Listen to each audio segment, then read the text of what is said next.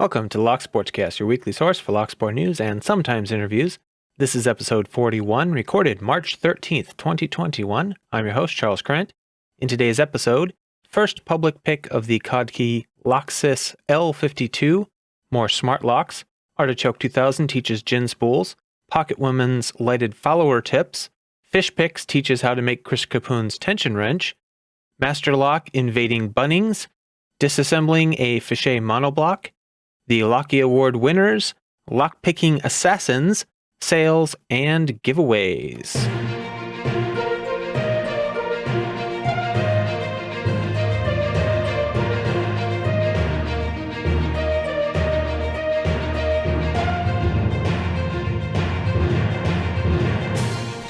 You can find the audio version of the show almost anywhere you listen to audio content. You can find the video version on YouTube currently. Links to all stories discussed will be in the show notes. YouTube and a few of the podcast apps limit the length of show notes that I can post, so you can always find full show notes at thelocksportscast.com if the way you're consuming the podcast doesn't allow them. A couple of quick announcements before we get started. For those that didn't see the live stream, I will be announcing the Locky Award winners in this show. It'll be in the second half of the show, so stay tuned for that. But most importantly, the Lock Sportscast is changing podcast hosting services. Most podcast apps should pick up the change automatically. However, if you are listening to this podcast on Podbean, it might not. I had some problems with that when I switched over the podcast I do with my wife. The Podbean app didn't pick it up. So irregardless of the app you listen on, if you fail to see a new episode every week, if at some point you stop seeing a new episode, you may have to go back into your app, unfollow and refollow, or unsubscribe and resubscribe, however they say it, to catch the new feed. Just something I ran into specifically on the Podbean app because I was hosted on Podbean and they pull it internally or something. I don't know. It's kind of weird, but I had to unsubscribe or unfollow, as they say, and then go in and refollow. In corrections and additions this week, I wanted to touch on a comment that was left on the YouTube version of this podcast last week. You may remember I touched on the 2018 prisoner escapes from a German prison and said it appeared to be they were having a problem because they had several prisoners escape, along with the key being copied this year. And I also mentioned it was weird that the prisoners' photos couldn't be released in order to try and recover them. Well, Lock Looney replied with a comment, kind of filling in some details there and giving a different perspective, so I thought I would read that here. The comment reads, "About those escaped prisoners in Germany, no, nothing is wrong with our prisons. That news was from 2018. The story was exceptional. Normally, our inmates stay where they should. After this incident, most of them actually returned within a few weeks. Our authorities don't make names and faces of criminals famous unless they have to for very good reason to warn the public. By the way, escaping from prison is not illegal in Germany unless you commit more crimes during and after the prison escape. There are reasons why crime rates in Germany are much lower than in the US, and why our rehabilitations are more successful as well. Some of these reasons are the ones above. We don't make criminals famous, and we don't dramatize stuff. Therefore, criminals usually do not behave like dangerous wild beasts being hunted down, and once they get out of prison, they have a good chance to start a new life without crime." So I replied back saying, "Thanks for the information. Sounds like a very different system than ours. I'll have to look into it more." And Lock Looney replied back to that with, "This might be a good start for your research," and there's a link to a TED Talk about how the system works. Lock Looney also said, "Should have a look at the prison systems in Finland and Norway. They take it even a few steps further with amazing results." So thank you for that comment, Lock Looney. I appreciate it. I'm always willing to be educated and corrected. Start off the news this week with a couple of smart locks that have been announced. The SecureM Touch Smart Lock. The article I read said the SecureM Touch Smart Lock, pricey but packed with premium features. And it said the SecureM Touch Smart Lock is built tough and feature set is exceptional for the price point.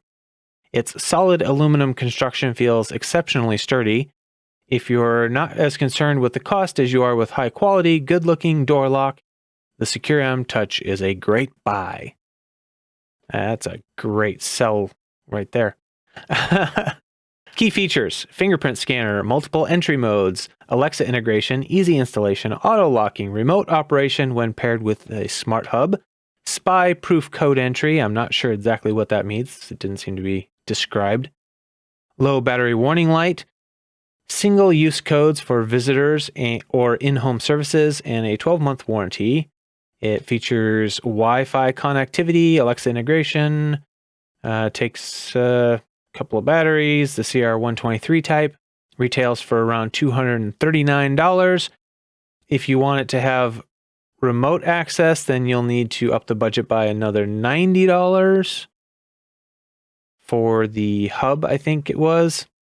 So I was looking at it, trying to figure out where the key was on this thing, because it shows these weird, look like slider style keys, and the keyway is not on the face of the lock.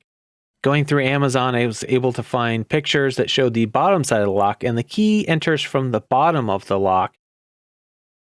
So I'm not sure what the mechanics are in there, and also I'm not exactly sure what the key is. Is it a real slider lock? Is it just some weird cheap wafer setup? I couldn't tell. Two different pictures had two different shaped keyways, so I'm not sure how that works. But anyway, interesting little lock. So I'll put the link to that in the show notes. The next smart lock comes from a tech startup in Ann Arbor, Michigan. The article that I read was entitled Ann Arbor Tech Startup Reimagines Keyless Home Entry and Smart Access. Starts off by saying, no keys, no problem. Passive Bolt's smart lock changes up how you open your front door. Basically, this company was started in 2018 and started by producing what it calls the Shepherd lock, which uses smartphones in place of traditional keys, and a cloud-based platform to keep users updated on home security. The smart lock also freezes the door's deadbolt when it senses an attempted security breach, like lock picking, it says. On that, when I looked on their website, it shows a gentleman trying to bust the door down with his shoulder, at which point the bolt evidently triggers an alarm. And if continued attempts are made to access it after that, it will lock the bolt, it says. So I'm not sure if picking by itself will lock the bolt, or if it takes more of a jar than that to alarm and lock the bolt first. I was a little confused by that. Also, the video they show of the guy trying to bust the door down with his shoulder, he's wailing away at the door, and the way they're filming it is through the little tiny side window right next to it, that he could have just busted out and reached around and unlocked it, because as the website says, you cannot unlock it with a touch via the front face unless you have the phone app, but anybody can release it via touch from the inside without any authorization, which you have to do for fire code and stuff like that. But again, that little glass pane next to the deadbolt is the weakest link in the whole thing. Going on in the article, it also mentions that the company has now released its second generation of this lock. From their website, I gather that it is called the Shepherd Lock Pro, and it raises the bar with facial recognition and touch access in addition to the lock's first generation security features. It says all you have to do is look at it, it will recognize you. If your face is authorized, you just touch the lock and it unlocks, which means that you don't have to carry a phone or a fob or anything with you, and that is a quote from the CEO of Passive Bolt. There was no price listed in the article, but on the manufacturer's site, shepherdlock.com, it appears that the older original model was $249.99. The Wi-Fi bridge that it required, if you got that with it, upped the price to a total of $299.99. The new model, the Pro model, is listed at $279. So there's that. And like I've said before, there are problems with smart locks. Wireless security and electronics security is not all that it should be yet. It actually seems to be getting worse over time, so that is something to consider. However, if, like I said in the last episode, if it comes down to people are going to lock their door with this, or they're not going to lock their door because it's inconvenient, I would rather they at least do something. In community news this week, Artichoke 2000 sent in a video to me by Mr. 3 Raccoons in a Raincoat. It's the first public pick of the Codkey Locksys L52. This is a 24-pin lock.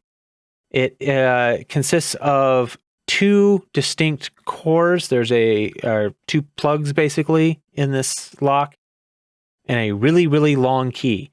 There are 15 pins in the first core and 9 pins in the second. And as far as anybody knows at this point, this was the first public open of this particular type. And so you should check it out. Again, these high pin count locks they're very difficult to pick if they're made well, and they can be extremely frustrating to learn to pick. And this one, with 2 separate cores that have to be tensioned and a total of 24 pins between the 2 cores, yeah, I'm very impressive picking there. And Artichoke 2000 released a video himself here recently called The Theory of Picking Gin Spool Drivers, Gin Series Part 1. Another one of his excellent tutorial videos. The visuals are amazing. I'll just read the description here really quick.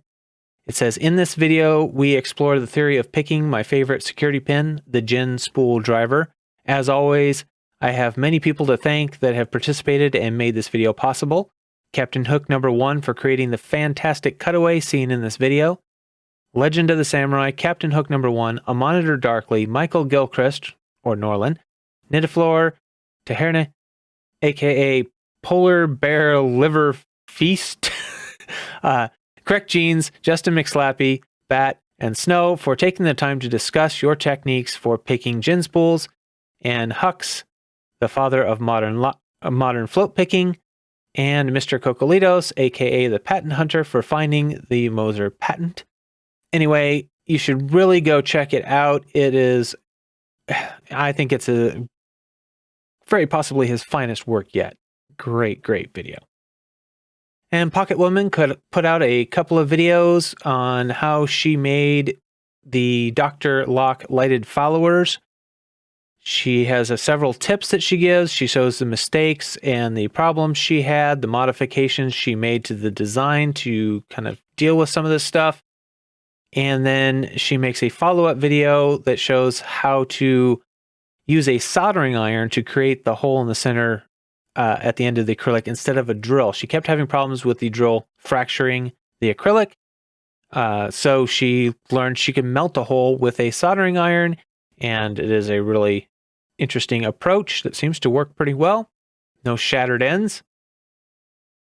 I'll have links to both of those videos in the show notes.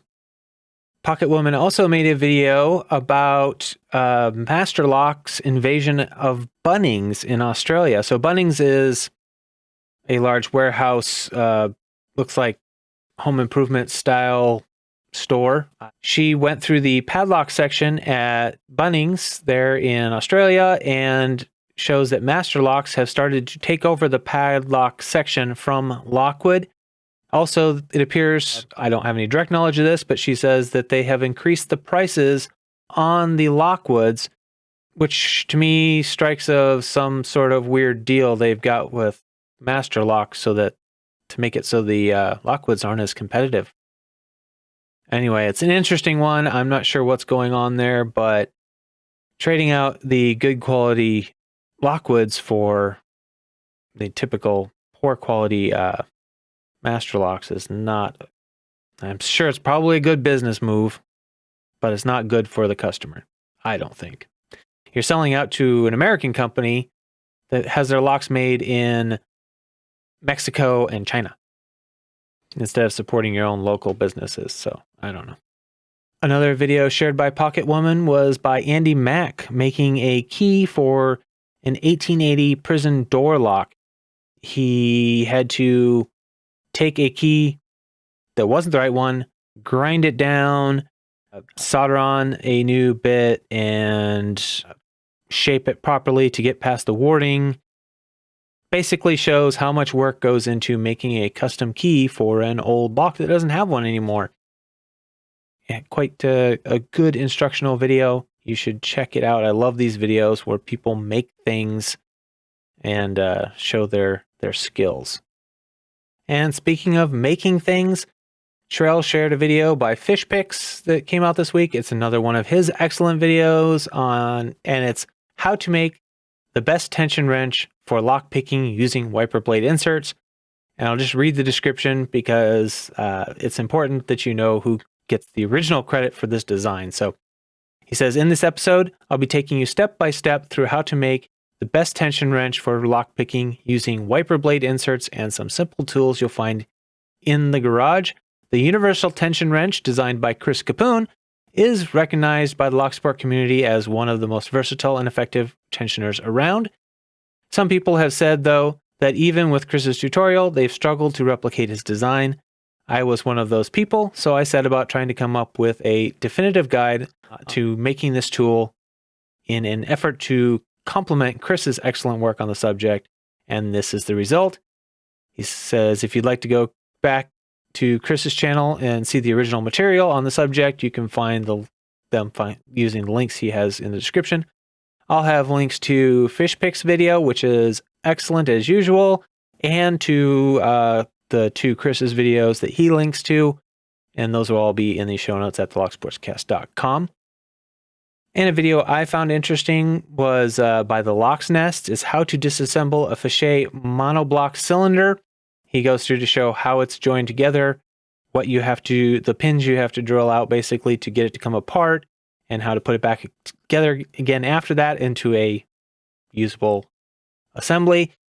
He shows this beautiful cutaway as the thumbnail in the video. That's not actually the lock he's working on. He's not actually demonstrating on the cutaway at all, but I really like the picture of that cutaway. I'd really like to be able to play with that and see how everything works. But anyway, I think it's a great video for Fichets are built a lot different than pretty much anything else out there I've seen. So it's a good video if you get your hands on one of those to know how to take those apart.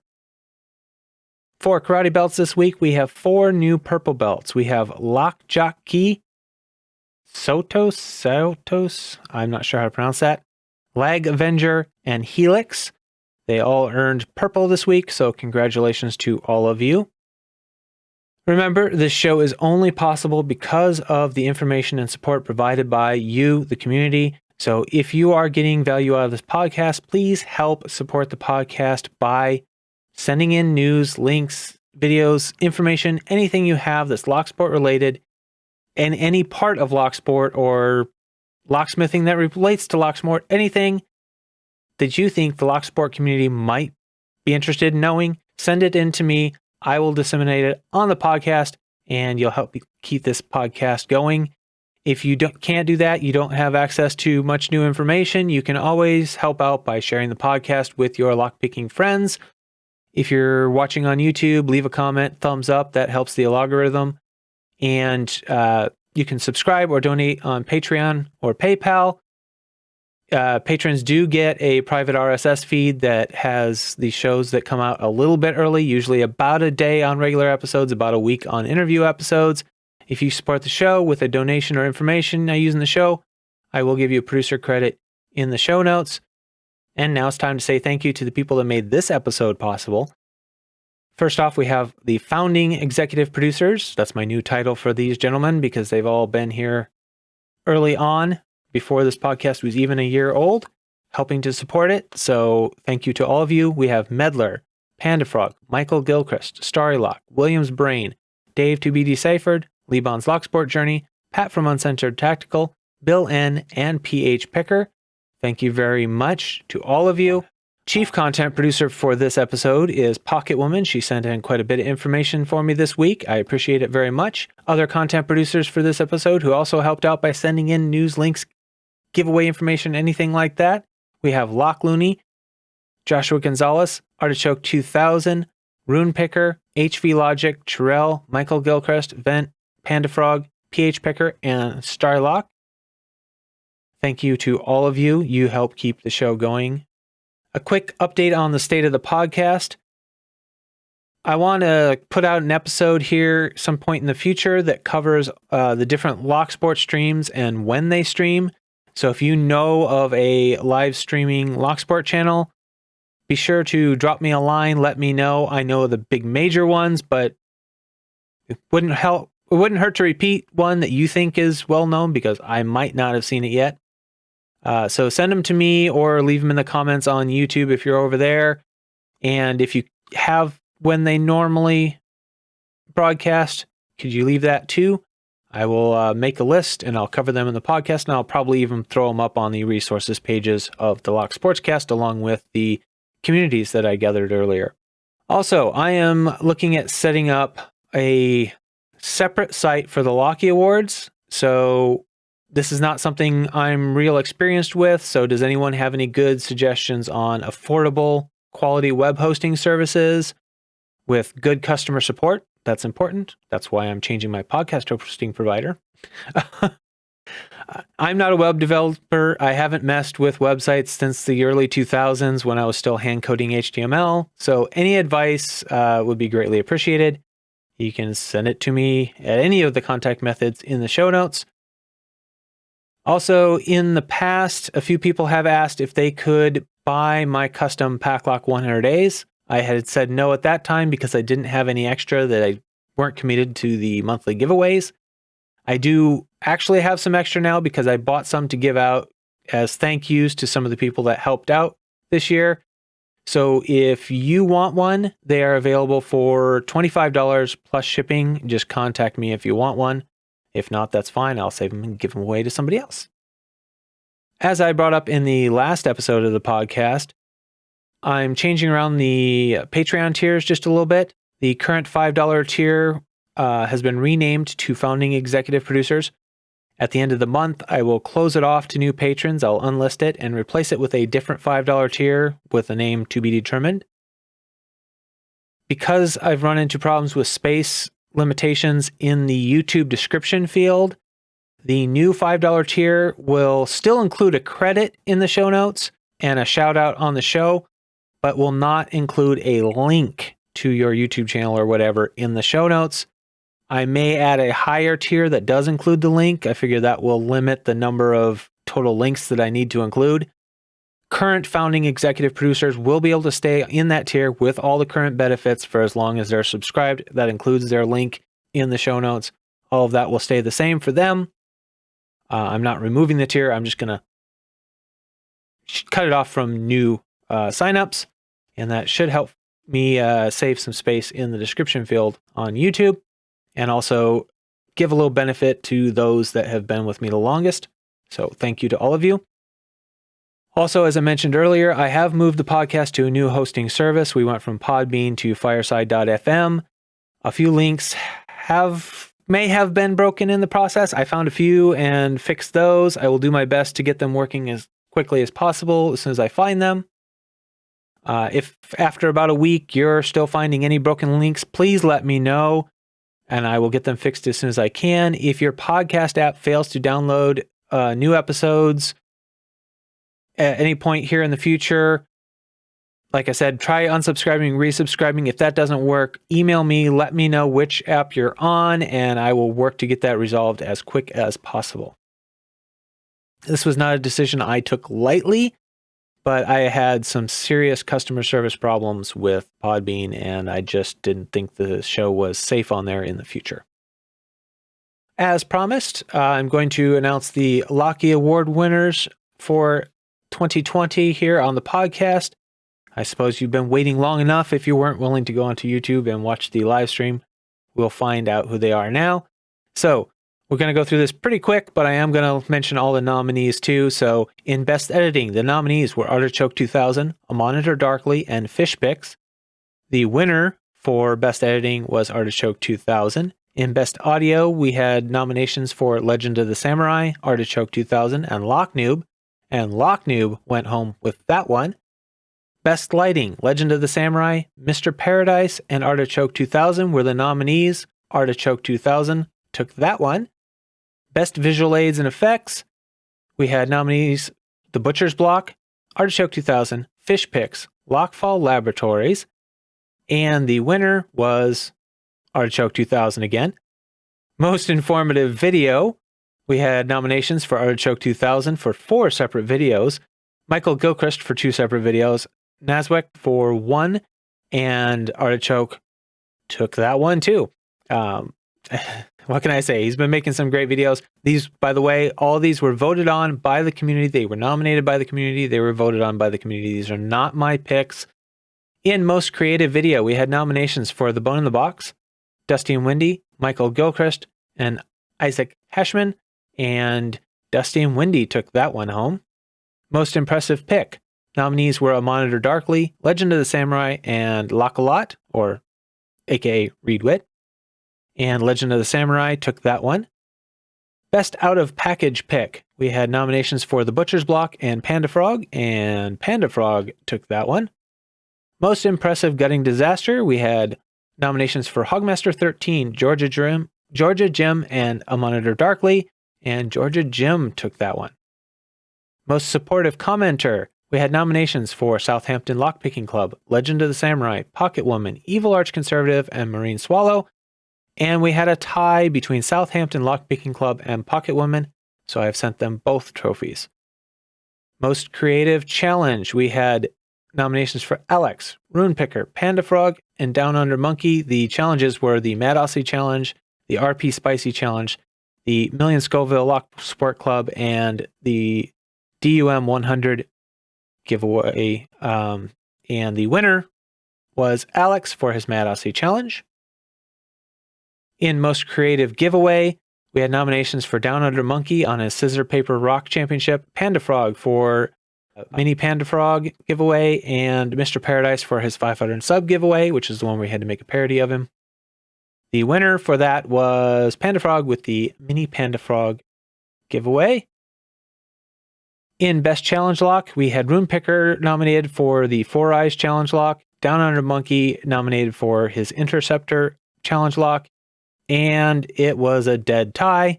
So I just went ahead and declared them both winners and gave them both a trophy. And yes, next year I have a plan for tie breaking. I will allow myself to vote in the case of a tie. That's the only situation where I actually will cast a vote next year, but I will be the tiebreaker next year is my current plan. In Best Custom Made Pick category, we had nominations for Engineer Snowman, Jason J from XB Mods, and Logan's on Platforms. And the winner of that one was Engineer Snowman. In Community Spirit Award, this was the one that was just for overall community spirit, didn't have to have anything to do with YouTube. It just had to be a lock sport community spirit. And I asked people to state why they were nominating the person they nominated. So I included those in the original video, and I think I'll read those here real quick. The first nominee was Super Locky, and the reason was just for the simple reason that this dude has probably the biggest burden to carry and is still always in a good mood, helps new pickers to gain skill, is always friendly, and helps the Discord running like a pro. When you ask around things about Loki, not a single negative thing will be written. And the next nominee was Panda-Frog. Panda-Frog, there were a few people that nominated him, and I'll read off the reasons they stated. First one said, Panda-Frog is always active on r/lockpicking, YouTube, and created both challengelock.com and the 1 Million Scoville Locksport Club, and is always doing giveaways and participating with the Locksport community. The next person said, hottest club, many giveaways, creating a community and bringing people together. The next one said, he's a great dude and does tons of giveaways to support the community. And the last one said he made the nomination and voting websites and has run a ton of giveaways in 2020. And the winner on that one was Panda-Frog. So congratulations, Panda-Frog. He already knows, but just say it again. And that was the Locky Awards for 2020. So congratulations to all the nominees and the winners. Like I said during the awards ceremony, just being nominated should be a huge honor because it was not a simple click or type in a box process. People had to go to my website, follow the instructions, click a link to go to Panda-Frog's website where the nomination thing was being hosted, enter in who they were nominating, and try and provide. I asked them to provide a video or a description of why they were nominating each person, and all those in one big form, and submit that so it would get emailed to me. So it was no small feat.